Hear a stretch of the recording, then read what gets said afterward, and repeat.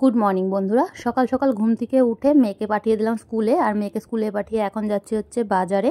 তো বাজারে ভাবলাম কিছু নিয়ে আসি, কয়েকদিনের জিনিস, কারণ হচ্ছে আমি বেছে বেছে সব কিছু নিয়ে আসি, আর তোমাদের দাদাভাই গেলে পরে কিছু আনে কিছু আনে না, বুঝতে পারে না আর কি কী আনবে না আনবে। তাই ভাবলাম যে না নিয়ে আসি। আর এখন আছি একটা চিকেনের দোকানের সামনে, তো চিকেন নিয়ে নিলাম এখান থেকে। তারপরে এসে রান্নাবান্না সারলাম, সেরে খাওয়া দাওয়া করে এখন দেখো শাশুড়ি মা দিয়ে গেছে পিঠে। এটাকে সাদা পিঠে বলে, অনেকে সরা পিঠে বলে। আর কত বড় বড় সাইজ দেখেই বুঝতে পারছো। আর আমার শাশুড়ি মায়ের হাতে সব জিনিসই বড় বড় বানায় আর কি, মার অত ধৈর্য নেই যে ছোট ছোট করে বানাবে, তাই।